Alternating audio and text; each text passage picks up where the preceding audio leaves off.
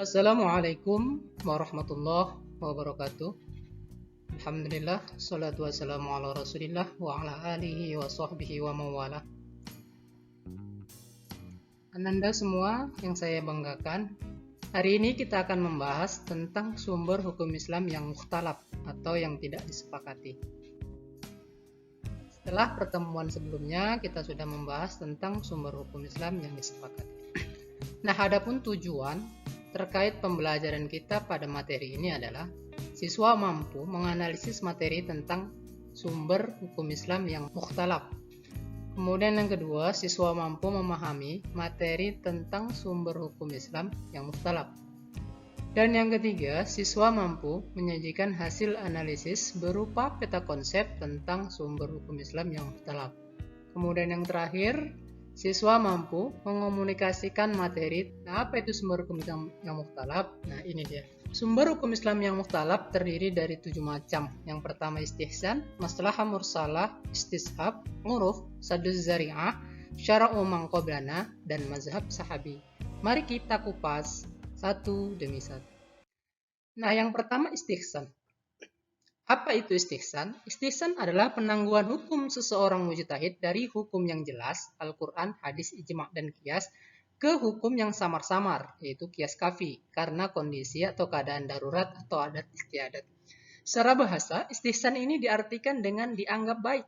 Jadi semua yang dianggap baik secara syar'i itu boleh ditetapkan. Misalnya, seorang dokter boleh melihat aurat pasiennya untuk diagnosa suatu penyakit. Padahal secara jelas Al-Quran dan Sunnah, ijma' maupun qiyas mengharamkan melihat aurat orang lain. Tapi pada saat kondisi tertentu atau keadaan darurat, maka boleh seorang dokter melihat aurat pasiennya untuk mendiagnosa sebuah penyakit. Dasar hukum istihsan. Firman Allah dalam surah Az-Zumar ayat 18. Bismillahirrahmanirrahim. Alladzina yastami'una al-qawla fayattabi'una ahsanah. Ulaika alladzina hadahumullah wa ulaika hum ulul albab. Dalam ayat ini, kita dianjurkan untuk mendengarkan perkataan lalu mengikuti apa yang paling baik di antaranya. Maka seorang dokter boleh melihat aurat pasiennya karena itu demi suatu kebaikan. Lalu bagaimana pandangan ulama terkait istihsan? Nah, dalam hal ini Imam Malik, Hanafi, dan Hambali menggunakan istihsan sebagai sumber hukum Islam. Sedangkan Syafi'iyah menolak menggunakan istihsan sebagai sumber hukum Islam. Selanjutnya maslahah mursalah. Apa itu? Maslahah adalah mengambil manfaat dan menolak kemudaratan dalam rangka memelihara tujuan-tujuan syara'. Misalnya penulisan Al-Quran. Penulisan Al-Quran tidak dilakukan pada masa Nabi, tetapi dilakukan penyusunannya pada masa sahabat. Ini untuk mengambil manfaat agar Al-Quran itu tidak sirna dari muka bumi. Bagaimana pandangan ulama terkait masalah mursalah?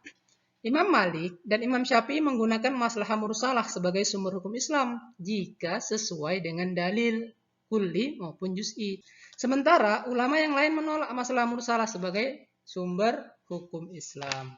Nah, ada syaratnya. Bagaimana syarat maslahah mursalah? Yang pertama, penetapan hukum jelas dan pasti. Kemudian bersifat umum. Kemudian tidak bertentangan dengan nas. Kalau di Indonesia misalnya pembuatan EKTP atau KTP elektronik, secara umum bisa diartikan dengan maslahah mursalah karena diambil manfaat dari pembuatan KTP sebagai identitas warga negara Indonesia. Selanjutnya istishab. Apa itu istishab? Istishab adalah menetapkan hukum atas masalah hukum yang kedua berdasarkan hukum yang pertama karena tidak ditemukan dalil yang mengubahnya. Artinya hukum yang pertama itu tetap berkelanjutan selama tidak ada dalil yang memisahkannya atau yang menghalanginya. Misalnya seorang wanita menjadi halal bagi seorang laki-laki karena adanya akad nikah. Sampai kapan? Sampai tidak adanya yang menggugurkan pernikahan tersebut. Misalnya talak. Macam-macam istishab. Nah, dalam hal ini Wahbah Zuhaili dalam bukunya Usul Fikih Al-Islami membagi istishab menjadi 5 macam. Yaitu istishabul hukmil ibahah al-asliyah lil asya'i allati lam yurid dalilun bitahrimiha.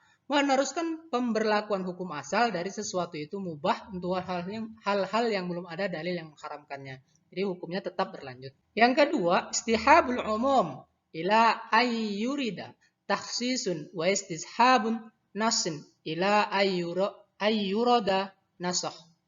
Meneruskan pemberlakuan suatu hukum umum sampai ada dalil yang mengkhususkan dan meneruskan pemberlakuan redaksi dalil sampai ada yang menghapusnya. Dalam hal ini hukum umumnya. Nah, umumnya seorang anak mewariskan harta orang tuanya, tapi ketika ada dalil yang menghentikannya, misalnya seorang pembunuh tidak boleh mewariskan dari orang tuanya. Yang selanjutnya istihabul umum ila ayyuri taksisun wa istishabun nasi ila ayyuri dan nasoh. Meneruskan pemberlakuan suatu hukum umum sampai ada dalil yang mengkhususkan dan meneruskan pemberlakuan redaksi dalil sampai ada yang menghapusnya. Nah, pandangan ulama terkait istishab. Yang pertama, Imam Malik, Syafi'i, Hambali menetapkan maslahah mursalah sebagai sumber hukum Islam. Jadi ulama sepakat. Selanjutnya saduz zari'ah. Apa itu saduz zari'ah? Menutup jalan atau mencegah hal-hal yang bisa membawa atau menimbulkan terjadinya kerusakan.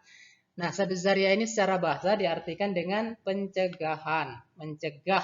Kalau di Indonesia dengan kalimat mencegah lebih baik daripada mengobati.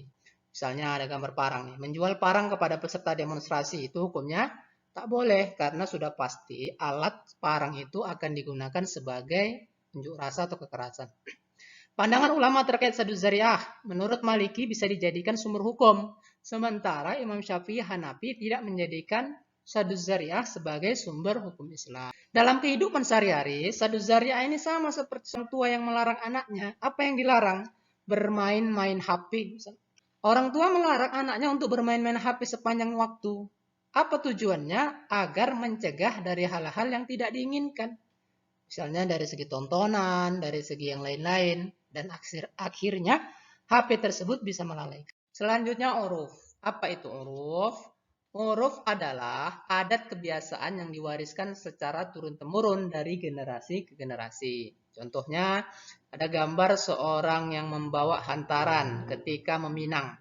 Nah, tradisi meminang ini. Tradisi memberi hadiah kepada pihak perempuan, dan ini bukan merupakan dari mahar, tapi sebagai hadiah. Atau kebiasaan orang-orang Melayu misalnya. Orang Melayu daerah Riau melakukan Balimau Kasai. Kapan? Ketika menyambut bulan Ramadan. Itu adat, uruf. Nah, macam-macam uruf ada dua macam. Yang pertama uruf soheh, uruf yang sah. Hal-hal yang baik secara syar'i. Kebiasaan-kebiasaan yang baik secara syar'i. Itu boleh dilanjutkan. Yang kedua, uruf fasid. Uruf yang merusak. Kebiasaan-kebiasaan buruk yang diwariskan dari generasi ke generasi. Orang Barat misalnya ketika melepas masa lajangnya usia sweet 17. Nah, mereka bebas atau minum minuman keras. Nah, mereka bebas ketika usianya sudah 17 tahun. Bagaimana pandangan ulama terkait ini? Nah, semua uruf soheh bisa dijadikan hujah dan sarana dalam menetapkan hukum syara. Sementara uruf fasid tidak bisa. Selanjutnya syar'uman qoblana atau ketetapan hukum Allah yang dibawa oleh para nabi sebelum Nabi Muhammad dan disyariatkan kepada umatnya. Misalnya umatnya Nabi Musa, ketika mereka bertobat harus membunuh dirinya. Itu syariatnya Nabi Musa. Dan kita tidak menggunakannya lagi. Nah, ini misalnya ada gambar pemotongan hewan kurban. Kurban itu syariatnya siapa? Kurban itu syariatnya yang diberikan kepada Nabi Ibrahim. Tapi sampai sekarang kurban itu tetap dilaksanakan. Nah, macam-macam syar'u man qablana. Yang pertama dinasah syariatnya Nabi Muhammad. Misalnya tadi, tobatnya Nabi Musa, umatnya Nabi Musa harus bunuh diri. Maka dinasah dengan syariatnya Nabi Muhammad. Ketika tobat, cukup dengan istighfar dan berjanji tidak akan mengulanginya lagi. Dianggap syariat kita melalui Al-Quran hadis. Misalnya ini kurban. Atau misalnya puasa. Karena puasa juga diwajibkan atas orang-orang sebelum kita. Ketiga, tidak ada penegasan dari syariat Islam apakah dinasah atau tidak. Nah, kalau ada penasahan, maka dilarang. Kalau tidak ada yang dinasah, maka bisa dilanjutkan atau bisa ditetapkan sebagai sumber hukum Islam bagi umat Islam. Pandangan ulama terkait syar'u man qablana. Seluruh ulama sepakat menjadikan syar'u man qablana sebagai sumber hukum Islam selama tidak ada nasah atau selama tidak dihapus hukum tersebut dari Al-Quran. Selanjutnya mazhab sahabi, yaitu pendapat yang dikemukakan oleh seorang atau beberapa sahabat Rasulullah secara individu tentang suatu hukum syara yang tidak terdapat ketentuannya dalam Al-Quran maupun sunnah Rasulullah. Ini pendapat-pendapat para sahabat Nabi. Karena ada hadis Nabi, ashabi kan nujum. Bi'ayyihim iktadaitum ihtadaitum. Sahabat Nabi itu kebagikan bintang. Siapa saja di antara mereka yang kamu ikuti, pasti engkau akan mendapat petunjuk. Macam-macam mazhab sahabi. Yang pertama mazhab yang sahabi yang berdasarkan sunnah Rasul. Nah, ini wajib ditaati. Mazhab sahabi yang berdasarkan ijtihad dan sudah mereka sepakati atau ijma' sahabi dapat dijadikan hujah dan wajib ditaati. Ijma'nya mengangkat khalifah Abu Bakar Siddiq sebagai khalifah pertama penggantinya Nabi. Ini wajib diikuti karena ijma' para sahabat ketika itu.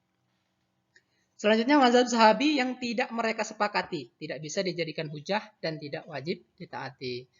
Ini contohnya dalam kehidupan sekarang. Pelaksanaan azan yang dilaksanakan 2 kali pada waktu sholat Jumat itu dilaksanakan pada masa Utsman bin Affan. Dan sampai sekarang itu tetap dilaksanakan. Pandangan ulama terkait mazhab sahabi.